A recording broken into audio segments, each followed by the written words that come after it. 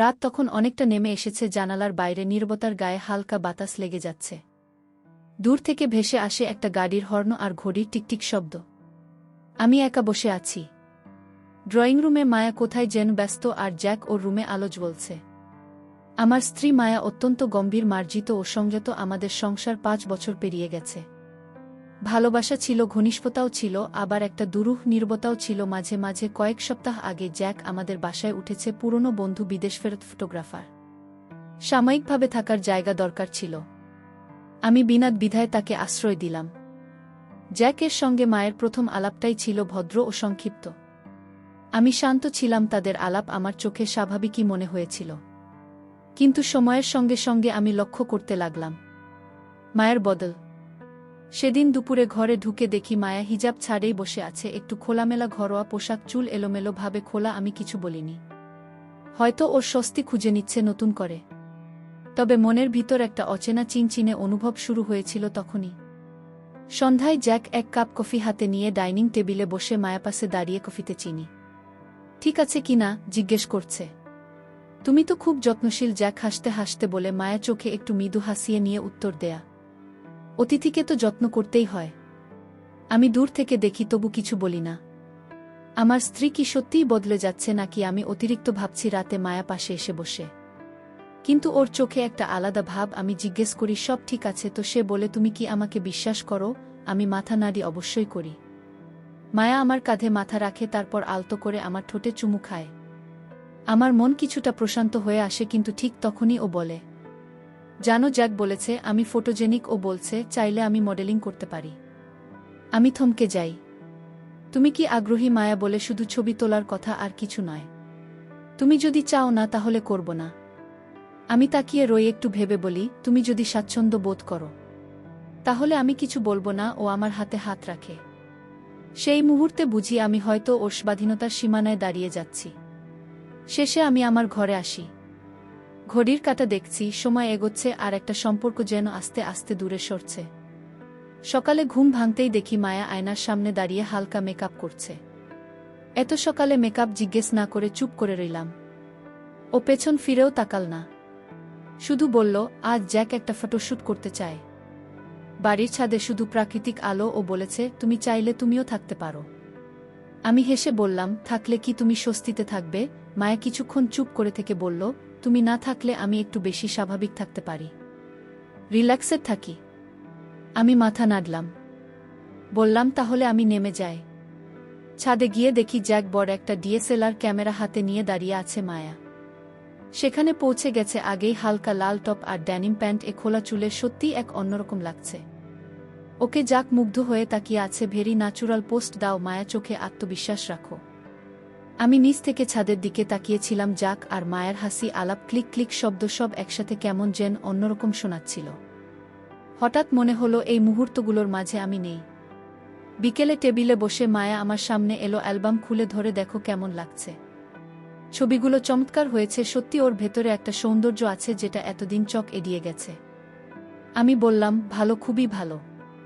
মায়া হাসল, সেই পুরনো চেনা হাসি। তবে এবার তার মধ্যে যেন নতুন কিছু লুকানো, একটা স্বাধীনতার স্বাদ। রাতে মায়া আমার পাশে বসে হঠাৎ বলে, তুমি জানো তুমি খুবই সুপ্রতিভা। তুমি যে কোনো সিদ্ধান্ত তুমি মাথা নিচু করে মেনে নাও, কখনো প্রশ্ন করো না। আমি তাকে বললাম, আমার মনে হয় তুমি তোমার মতো করে ভালো থাকলেই আমি শান্তি পাই। মায়া এবার সত্যিই চমকে গেল। কিছুক্ষণ চুপ করে থেকে আমার গালে চুমু খায়, তারপর আলতো করে কাঁধে মাথা রাখে। আমার মনে হয় আমি যেন ওকে নিজের ইচ্ছাতে ছেড়ে দিচ্ছি। কিন্তু এই ছেড়ে দেওয়া কি ভালোবাসা না আস্তে আস্তে হারিয়ে ফেলার একটা সূচনা? সকালটা কেমন যেন অন্যরকম লাগছিল। বাতাস হালকা গরম, কিন্তু ঘরে একটা অজানা শীতলতা। যাকে ঘরের দরজা বন্ধ ছিল। মায়া তখন রান্নাঘরে হালকা মাসিক চালিয়ে রান্না করছে। আমি 1 কাপ চা হাতে ওর দিকে এগিয়ে গেলাম। আজ তোমাদের সূত্রে আছে? মায়া আমার দিকে তাকিয়ে বলল, হ্যাঁ, তবে এবার একটু ভিন্ন। জ্যাক বলেছে ইমোশনাল ক্লোজে তোলার একটা আইডিয়া নিয়ে এসেছে। আমি ভ্রু কুঁচকে বললাম, মানে একটু ঘনিষ্ঠ পোজ, কিন্তু সবটাই প্রফেশনাল। তুমি জানোই তো ওর কাজের প্রতি কতটা ডেডিকেশন। আমি নীরবে চা খেতে থাকি। ভিতরে এক ধরনের দ্বন্দ্ব, বিশ্বাস ও অস্বস্তির টানাপূরণ। জ্যাক এর কণ্ঠে উচ্ছ্বাস, মায়া তুমি অসাধারণ। আজ আমরা আলো ছায়ার খেলা করব। শারীরিক সংলগ্নতা থাকলেও সবটাই আর্টিস্টিক, শুধু ঘাড়ে হালকা করে হাত রাখো। চোখে চোখ রাখো। মায়া চুপ করে শুনি, তারপর মাথা নাড়ে একটা শাড়ি পরে আসে, হালকা সাদা রঙের, নিচে লাল পাট। ছবির পোস্ট চলতে থাকে। এক সময় জ্যাক ও কাঁধে হাত রাখে, ওর পেছনে দাঁড়িয়ে গালে হালকা করে মুখ রাখে। ক্লিক আর একটা ক্লিক, ক্লোজ আপ। ছবির প্রেমে দুজনের মুখ ঘনিষ্ঠ, চেসারায় গভীরতা। কিন্তু ছবিতে কোনো অশ্লীলতা নেই, বরং এক ধরনের নীরব সৌন্দর্য। সেদিন রাতে আমি আর মায়া পাশাপাশি বসেছিলাম, কিন্তু ওর চোখে ছিল দূরত্বের ছায়া। আমি বললাম, তুমি কি সুখে আছো? মায়া একটু চমকে উঠে তাকায়। এই প্রশ্নটা আজ কেন? আমি বললাম, কারণ তুমি বদলে যাচ্ছ। আমি শুধু নিশ্চিত হতে চাই তোমার এই বদলটা ভালোবাসা হারিয়ে ফেলছে কিনা। মায়া দীর্ঘশ্বাস ফেলে বলে, আমি হয়তো বদলাচ্ছি, হয়তো নতুন কিছু খুঁজছি, কিন্তু তার মানে এই নয় তুমি আমার কাছে মূল্যহীন হয়ে গেছ। বরং তোমার এই নীরবতা আমাকে ভাবিয়ে তোলে। আমি চুপ করে ওর হাতটা ধরলাম। তুমি যা করছো তা সবটাই কি তোমার নিজের সিদ্ধান্ত, নাকি তোমার ভেতরে কোনো অপূর্ণতা কাজ করছে? মায়া হাসিনা, কাঁদেও না, শুধু বলে, আমি এখনো খুঁজছি নিজেকে। হয়তো কোনোদিন পুরোটা বলবো, কিন্তু এখন শুধু এইটুকু বোঝো, তুমি আমার একটা নিরাপদ আশ্রয়। জ্যাক তখন বারান্দায় দাঁড়িয়ে সিগারেট খাচ্ছে। দূর থেকে আলো এসে পড়ে তার চোখে মুখে। সেই চোখে যেন অনেক কিছু আছে, সাহস, আত্মবিশ্বাস, আবার লুকানো একটা আকাঙ্ক্ষাও আছে। আমার ভেতরে প্রশ্ন তৈরি হয়, উত্তর তৈরি হয় না। আমি জানি পরবর্তী দিনগুলো হয়তো সম্পর্কের নতুন সংজ্ঞা নিয়ে আসবে। রাতটা ছিল অদ্ভুতভাবে চুপচাপ। বাইরে বৃষ্টি পড়ছে টিপ টিপ করে, আর মায়া আমার পাশেই শুয়ে আছে, কিন্তু ঘুমোচ্ছে না জানি। চোখ বন্ধ করেও আমি অনুভব করতে পারছিলাম ওর নিঃশ্বাস ভারী, যেন কিছু ভাবছে, বুঝে উঠতে পারছে না নিজেকে। হঠাৎ ও ঠোঁট আমার কানে এসে স্পর্শ করল। তুমি কি কষ্ট পাচ্ছ? মায়া ফিসফিস করে জিজ্ঞেস করল। আমি চমকে উঠে বললাম, মানে? মা বলল, আমার এই বদল, আমার এই নতুন পথ ধরা, এইসব কি তোমার হৃদয় রক্তাক্ত রেখা রেখে দিচ্ছে? আমি কিছুক্ষণ চুপ করে রইলাম, তারপর বললাম, তুমি যদি নিজেকে খুঁজে পাও, আমার কষ্টটা তেমন বড় হয়ে থাকবে না। কারণ আমি ভালোবাসি তোমাকে, তোমাকে তুমি হওয়ার স্বাধীনতা দিতে চেয়েছি। মায়া আলতো করে আমার হাতে চুমু খেয়ে বলল, তুমি জানো জ্যাক, এর সঙ্গে কাজ করতে করতে আমি বুঝেছি আমি কেবল একজন স্ত্রীর ভূমিকায় থাকতে চাচ্ছি না। আমি চাই মানুষ হিসেবে নিজেকে বুঝতে ছুতে। আমি মাথা নিচু করে বললাম, তাহলে আমিও কি তোমার জীবনের সীমারেখার বাইরে চলে যাচ্ছি? জ্যাকের রুম থেকে হালকা হাসি শব্দ ভেসে এলো। মায়ের জ্যাক একটি নতুন প্রজেক্টের জন্য কাজ করছে। এবার একটু বেশি ঘনিষ্ঠতা রয়েছে বলে শুনেছি। শুধু হাত ধরাধরি আর চোখে চোখ রাখা যায় বলেছে। কিন্তু ফ্রেমে যখন আমি ছবি দেখলাম, মায়া একটু জ্যাক এর গলার কাছে ঝুঁকে আছে, আর জ্যাক ও কানের পাশে ফিসফিস করে কিছু বলছে। ছবিতে কিছুই অশুভ নয়, কিন্তু যেভাবে ওরা একে পরকে ছুঁয়েছে তাতে স্পষ্ট দূরত্ব কমছে। সন্ধ্যায় আমি বললাম, তুমি কি সত্যি আর শুধু ছবির মধ্যে সীমাবদ্ধ থাকবে? মায়া তাকিয়ে বলে, আমি জানি তুমি সন্দেহ করছো, কিন্তু বিশ্বাস করো, এখনো আমরা কোনো সীমানা পার হইনি। আমি চুপ করে থাকলাম, শুধু একটা প্রশ্ন মনে জাগল, সীমা কি শরীরের না হৃদয়ের? রাতের খাবারের পর মায়া এসে আমার কাঁধে মাথা রাখল। তুমি জানো, আমি মাঝে মাঝে স্বপ্ন দেখি আমি একটা নদীর ধারে দাঁড়িয়ে আছি, আর দূরে কেউ হাত বাড়িয়ে ডাকছে, কিন্তু ঠিক বুঝতে পারি না সেই ডাক কি সত্যি স্বাধীনতার, কি কোনো মোহের। আমি ওকে জড়িয়ে ধরলাম। যদি ফিরে আসতে চাও আমি থাকব, যদি হারিয়ে যেতে চাও তবু আমি দেখব তোমার ছায়া। তুমি যেমন আছো আমি তোমাকে ভালোবাসি, সেই রূপেই। মায়া চুপ করে আমার বুকের মধ্যে মুখ লুকিয়ে রাখে। কয়েক সেকেন্ড পরে ওর ঠোঁট আমার ঠোঁটে এসে থামে। চুমুটা দীর্ঘ, ভারী, আর এক ধরনের কান্না মেশানো। আমাদের মধ্যকার সম্পর্কের জটিলতা যেন সে চুমুতেই লুকানো। সকালের আলোটা একটু নরম ছিল। আমি খেয়াল করলাম মায়া আজ একটু অন্যরকম পোশাকে ঘুরে বেড়াচ্ছে, একটা পাতলা কমলা কুর্তি, নিচে পাজামা, চুল খোলা, চোখে সানগ্লাস, হাতে কফির কাপ। জ্যাক তখন বারান্দায় বসে, মায়া গিয়ে ওর পাশে দাঁড়াল। আমি ভেতর থেকে তাকিয়ে রইলাম। ওদের দুজনের কথাবার্তা শুনতে পাই না, শুধু হাসির শব্দ। একটা সময় দেখি মায়া হেসে হেসে জ্যাকের হাত ধরে একটা কাগজ দেখাচ্ছে, সম্ভবত শুটিং স্ক্রিপ্ট। কিন্তু হাতে হাত রাখা কি শুধুই স্ক্রিপ্ট বোঝানো? সেই দিন ছাদে শুটিং চলছিল। জ্যাক জানালো আজকের থিম বিশ্বাস। ফ্রেমে মায়ের চোখ জ্যাকের চোখে আটকে থাকল। ক্যামেরা চলছিল পোষ, এর ভেতর হালকা শ্বাস প্রশ্বাস আর একটা নীরব টান। হঠাৎ এক মুহূর্তে মায়া জ্যাকের কাঁধে হাত রাখে। জ্যাক ওর কপালে হালকা করে ঠোঁট চোয়ায়। আমি ছাদের দরজার পাশ থেকে তা দেখি না। সেটা ও শোভন রায় না, সেটা আবেগের সীমা অতিক্রম করেনি। তবুও আমার বুকটা কেমন যেন মুচ দিয়ে উঠল। রাতে আমি আর মায়া পাশাপাশি বসে আছি, টিভি চলছে কিন্তু কারও মনোযোগ নেই। আমি হঠাৎ বলে উঠলাম, আমি জানি আমি কষ্ট পাচ্ছি, কিন্তু এই কষ্টটা আমি নিজের ভেতর লুকিয়ে রাখছি, কারণ তুমি যেন স্বাধীনভাবে শ্বাস নিতে পারো।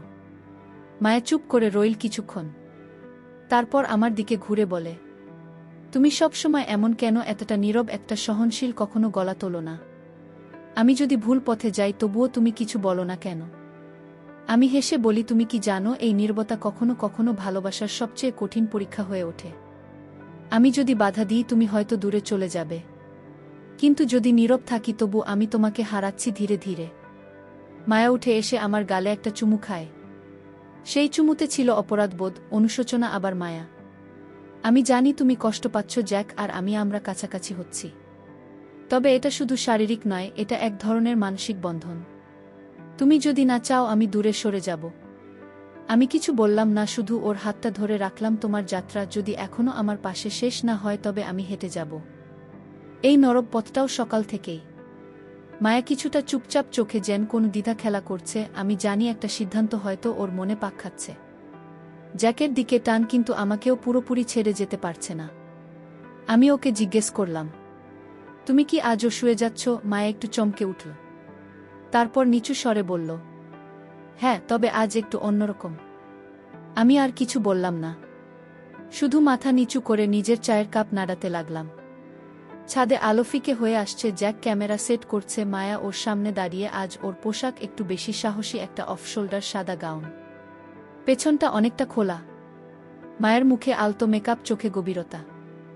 আজকের থিম ভরসা। তুমি চাও তুমি নিজেকে উজাড় করে দিতে পারো, যতটা তুমি স্বস্তিতে থাকো ততটাই প্রকাশ পাবে তোমার চোখে। মায়া কয়েক সেকেন্ড চুপ করে থেকে চোখ বন্ধ করল, যেন নিজের ভিতরকার দ্বিধাকে সরিয়ে দিতে চাইছে। জ্যাক ক্যামেরা তোলার মুহূর্তেই বলে উঠল, তুমি কি চাও আমি আজ তোমার হাতে হাত রাখি, সেটাও ফ্রেমে আসবে? মায়া চুপ করে ওর দিকে তাকাল, তারপর ধীরে ধীরে হাত বাড়িয়ে দিল। দুজনের হাতে হাতে স্পর্শের মুহূর্তে ছবির ফ্রেম দাঁড়িয়ে যায়, একটা সীমানায় দাঁড়িয়ে থাকা বিশ্বাসের আভাস। সেই রাতে মায়া আমার ঘরে এলো, আমি বিছানায় বসে বই পড়ছিলাম। ও ধীরে ধীরে আমার পাশে বসে বলল, আজ আমি নিজেকে হারিয়ে ফেলতে গিয়েছিলাম, কিন্তু শেষ মুহূর্তে ফিরে এসেছি, কারণ আমি জানি তোমার চোখে আমি এখনো মায়া, আমার সমস্ত রূপে, সমস্ত ভাঙনে একজন মানুষ হিসেবে পূর্ণ। আমি ওর হাত ধরলাম। তুমি কি বলবে? জ্যাকের সঙ্গে কিছু হয়েছিল? মায়া একটু নীরব থেকে বলল, ঘনিষ্ঠ হয়েছিলাম, কিন্তু সম্পর্ক মানে শুধু শরীর নয়। আমি এখন বুঝতে শিখছি, জ্যাক আমাকে সম্মান করে, প্রশংসা করে, কিন্তু সে আমার মতো কাউকে ভালোবাসে কিনা তা সে জানে না। তুমি আমার পাশে ছিলে এমন নীরবতায়, যা সবচেয়ে কঠিন ছিল। রাতের ঘর নিস্তব্ধ, বাইরে হালকা ঝরার শব্দ। মায়া আমার বুকে মাথা রাখে, আমি ওর কপালে একটা নরম চুমু খাই। কোনো দাবি নেই, কোনো অভিযোগ নেই, শুধু একটাই অনুভূতি, ভালোবাসা মানে সবসময় বাধা নয়, মাঝে মাঝে মুক্তি দেওয়াটাই সত্যিকার প্রেম। সকালটা কিছুটা চাপা কুয়াশার মতো।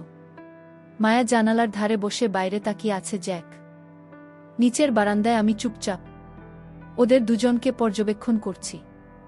আজ মায়ের চোখে স্পষ্ট দ্বিধা, একদিকে নতুন অনুভূতির উন্মাদনা, আরেকদিকে পুরনো বিশ্বাসে নীরব ডাকে সাড়া না দেওয়ার অপরাধবোধ। আমি এগিয়ে গিয়ে বললাম, তুমি যদি কখনো চলে যাও আমি বুঝব, তুমি নতুন আলো খুঁজে পেয়েছ, কিন্তু একটা কথা মনে রেখো, আমি তোমাকে মুক্তি দিয়েছি, অপমান নয়। মায়া চোখের কোণে জল চেপে বলল, তুমি জানো আজ আমি ঠিক করেছি, আমি কার কাছে থাকব সেটা আর অন্য কেউ নয়, আমি নিজেই ঠিক করব। জ্যাক সেই সন্ধ্যায় আমার সামনে এসে দাঁড়াল, চোখে কৃতজ্ঞতা, ঠোঁটে সরলতা। তোমার স্ত্রীকে আমি শ্রদ্ধা করি, পছন্দ করি, ওর মধ্যে যে আলো তা অনেককে পথ দেখাতে পারে, কিন্তু আমি বুঝেছি প্রেম মানে কেবল আকর্ষণ নয়। ওর হৃদয়ে আজও তুমি আছো, ভিন্নভাবে, গভীরভাবে। তোমার উপস্থিতি আর নীরব সম্মতির মধ্যেই একটা সুর আছে যা কোনো চুমু বা আলিঙ্গন দিতে পারে না। আমি মাথা ঝুঁকি বললাম, ধন্যবাদ, তুমি এটা বোঝো। সেদিন রাতে মায়া ফিরে এলো আমার পাশে, চোখে জল, কণ্ঠে কাঁপুনি। আমি ভুল করিনি, কিন্তু আমি পথ খুঁজছিলাম। আজ বুঝেছি তুমি যে ভালোবাসা দিয়েছ সেটা আমার স্বাধীনতাকে ছোট করেনি, বরং মর্যাদা দিয়েছে। তোমার সেই নীরব সম্মতি আমাকে কোথাও ভেঙে দেয়নি, বরং নিজের মতো করে গড়ে তুলেছে। আমি ওর চোখে তাকিয়ে বললাম, আমি চাইনি তুমি আমাকে ভয় পেয়ে পাশে থাকো, আমি চেয়েছিলাম তুমি আমাকে ভালোবেসে থেকে যাও। মায়া আমাকে জড়িয়ে ধরল। তাকে আমি শক্ত করে আলিঙ্গন করলাম। একটা দীর্ঘ গভীর নিঃশব্দ চুমুর মতো জ্যাক আমাদের বাসা ছাড়ল। বন্ধু হিসাবে সম্মানের সঙ্গে মায়া ধীরে ধীরে নিজের স্বপ্ন নিয়ে আবার ভাবতে শুরু করল। তবে এবার আমাকেও সেই স্বপ্নের অংশ করল। আমরা একসাথে হাঁটলাম একটা সম্পর্ক নতুনভাবে গড়ার দিকে, যেখানে ছিল বিশ্বাস, সম্মান এবং নিজের মতো করে ভালোবাসা প্রকাশের স্বাধীনতা। কখনো কখনো আমরা ভালোবাসাকে ধরে রাখতে গিয়ে শক্ত হয়ে যাই, হুকুম জারি করি, দখল নিতে চাই। কিন্তু ভালোবাসা মানে তো তার ঠিক উল্টো, স্বাধীনতা দেওয়া, মানুষটাকে নিজের মতো করে বেড়ে উঠতে দেওয়া। আমার নীরব সম্মতি ছিল ভয়ের চিহ্ন নয়, বরং ভালোবাসার সবচেয়ে সাহসী প্রকাশ। মায়া একদিন আমার গালে হাত রেখে বলেছিল, তোমার এই নীরবতা আমাকে ভাঙ্গিনি, আমায় গড়েছে। আজ আমরা একে অপরের পাশে আলিঙ্গনে, চুমুতে, গভীরতায় শরীর ছুঁয়ে, মায় আত্মা ছুঁয়ে একে অপরকে ভালোবেসে চলেছি। ভালোবাসার সম্পর্ক মানে কেবল চাহিদার বিনিময় নয়, বরং একজনকে এমনভাবে ভালোবাসা যেখানে তার বেড়ে ওঠার জায়গা থাকে, তার নিজে সিদ্ধান্ত নেওয়া স্বাধীনতা থাকে। নীরব সম্মতি মানে দুর্বলতা নয়, বরং সেই সাহস যা ভালোবাসাকে বাঁচিয়ে রাখে। বন্ধুরা, গল্পটি এখানে সমাপ্ত করলাম। গল্পটি ভালো লাগলে একটি লাইক ও চ্যানেলটি সাবস্ক্রাইব করে দেবেন। ভালো থাকবেন সবাই, দেখা হচ্ছে পরের ভিডিওতে।